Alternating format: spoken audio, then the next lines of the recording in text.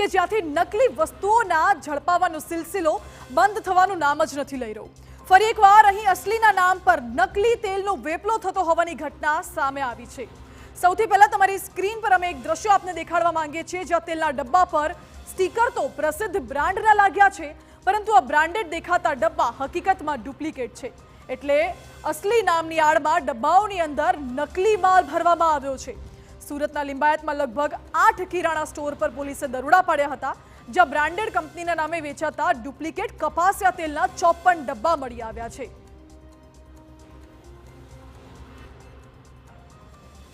વેપારી એસોસિએશને તેલમાં ભેળસેળ થતી હોવાની બાતમી મળી હતી, જે બાદ તેમણે આ અંગે પોલીસને જાણ કરી। ત્યારે એનકે પ્રોટીન્સ પ્રાઇવેટ લિમિટેડ કંપનીના માણસોને સાથે રાખીને ઝોન 2 એલસીબી અને લિંબાયત પોલીસે 8 જેટલી કરિયાણાની દુકાનોમાં દરોડા પાડ્યા હતા, જ્યાં બિલકુલ અસલી જેવા દેખાતા જ નકલી ડબ્બાઓ મળી આવ્યા। ડુપ્લિકેટ તેલ વિક્રેતાઓ વિરુદ્ધ હવે કોપીરાઇટ એક્ટ હેઠળ પોલીસે કાર્યવાહી હાથ ધરી છે। જે કાયદા પ્રમાણે જોગવાઈ છે એ પ્રમાણે પોલીસને લઈ અને અમે જે તે વેપારીનું નામ મળ્યું તો એને ત્યાં તપાસ કરવા ગયા અને તપાસ કરવા જતાં ઘણી જગ્યા પર ગફલત માલુમ પડી। 8 જેટલા વેપારી ત્યાંથી ડુપ્લિકેટ તેલો અમને મળ્યા છે, જેની અંદર 200 થી 250 જેવા એની ઉપરના સ્ટીકર્સ છે કે 200-250 જેવી કેપ્સ્યુલ્સ એની ઉપર જે ડબ્બા પર લાગતી હોય છે તે મળી। લગભગ 50 થી 60 ડુપ્લિકેટ ડબ્બા પણ મળ્યા છે, જે લિંબાયત પોલીસ સ્ટેશનમાં પોલીસે પોતાના કબજામાં લઈ અને આગળની કાર્યવાહી હાથમાં ધરી છે। તો હવે આ ડુપ્લિકેટ તેલનો વેપલો કેવી રીતે ચાલતો એ પણ આપણે જણાવી દઈએ।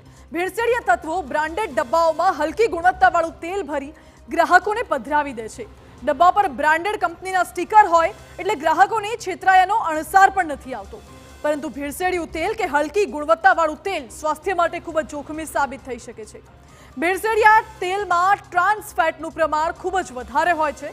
ટ્રાન્સ ફેટથી હૃદય રોગ, ડાયાબિટીસ, સ્થૂળતા તેમજ કેન્સર જેવી બીમારીઓનું જોખમ અનેક ગણું વધી જાય છે। તો રસાયણયુક્ત તેલ લાંબા સમય સુધી લેવાથી વ્યક્તિને શ્વાસ સંબંધિત બીમારીના પણ ભોગ બનવું પડી શકે છે। ભેળસેળિયા તેલથી શારીરિક સમસ્યાઓ પણ વધી જતી હોય છે। આવા સંજોગોમાં ડુપ્લિકેટ તેલ અનેક ગણી ચિંતા વધારનારું છે। આપને એ પણ જણાવી દઈએ કે આ કોઈ પહેલી વાર નથી કે આ રીતે ડુપ્લિકેટ તેલના ડબ્બા ઝડપાયા હોય। આ પહેલા પણ વલસાડની શાક માર્કેટમાંથી પણ આ જ રીતે ડુપ્લિકેટ તેલના ડબ્બા મળી આવ્યા હતા। શાક માર્કેટમાં આવેલા અનેક દુકાનોમાં દરોડા પાડવામાં આવ્યા હતા, જ્યાં ખૂબ જ ઓછી ગુણવત્તાવાળા તેલનો જથ્થો પણ મળી આવ્યો હતો, જેને બ્રાન્ડેડ સ્ટીકરો લગાવેલા ડબ્બામાં ભરીને વેચવામાં આવતું હતું। બ્રાન્ડેડ કંપનીના સ્ટીકર તેમજ ઢાંકણા સહિતનો મુદ્દામાલ જપ્ત કરવામાં આવ્યો છે। જો કે અદ્દલ અસલી દેખાતા ડબ્બાઓને જોઈને સામાન્ય ગ્રાહકને પણ પ્રશ્ન ચોક્કસ થાય કે હવે આમાં અસલી કે નકલીની ઓળખ કરવી તો કરવી કેવી રીતે? તો તે માટેનો જવાબ પણ આપ સાંભળી લો। હું અહીંયા મારી પાસે એક ડબ્બો છે તિરુપતિનો, પણ હું આ તિરુપતિ એકલાની નહીં, ફોર્ચ્યુન, ગુલાબ, વિમલ, કોઈ પણ સ્ટાન્ડર્ડ બ્રાન્ડની જે ગુજરાતમાં વેચાય છે એની વાત કરું છું। એની અંદર આ રીતે એમ્બોસ પ્રિન્ટ આવે। જે બ્રાન્ડ હોય એ બ્રાન્ડનું એમ્બોસ પ્રિન્ટ આની અંદર હોવું જોઈએ। અહીંયા ગુલાબ હોય તો ગુલાબનું હોય, દરેક કંપનીનું એમ્બોસ પ્રિન્ટ હોવું જોઈએ, આ હોવું જોઈએ। બીજું કે એની ઉપરની જે કેપ્સ્યુલ છે, આપણે અહીંયા જરા ફોકસ કરજો, આ કેપ્સ્યુલ છે। જે ડુપ્લિકેટ ડબ્બા હોય, કેપ્સ્યુલ ઓરિજિનલ ન હોય તો આને ઘસવામાં આવે તો આ વચ્ચે જે નામ લખેલું છે, ભલે તે ગુલાબ લખ્યું હોય, ફોર્ચ્યુન લખ્યું હોય, ગમે તે લખ્યું હોય, તો એ નામ નીકળી જાય। ઓરિજિનલ ડબ્બાની અંદર આ નામ નહીં નીકળે, એટલે કે ડબ્બો ડુપ્લિકેટ કરવાવાળા। અને ત્રીજી વસ્તુ, જ્યારે આપ ડબ્બાને જુઓ તો ડબ્બાના ફિનિશિંગ પરથી જ આપણને ખ્યાલ આવી જશે કે આ ડબ્બો રીપેક થયેલો છે, ફ્રેશ છે।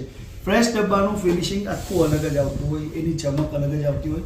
આ ડબ્બાને એકવાર વાપર્યા પછી આપણે વેચીએ અને એને રીફિલ કરવામાં આવે તો એની શાઇનિંગ પણ ઓછી થઈ જતી હોય છે, એનું લાઈફ પણ ઘણી ઓછી થઈ ગઈ હોય છે, અને એની ઉપર ડર્ટ્સ ને એનાથી આપણે ખ્યાલ આવી જ જાય છે કે જેથી કરીને આ ડબ્બો ડુપ્લિકેટ છે।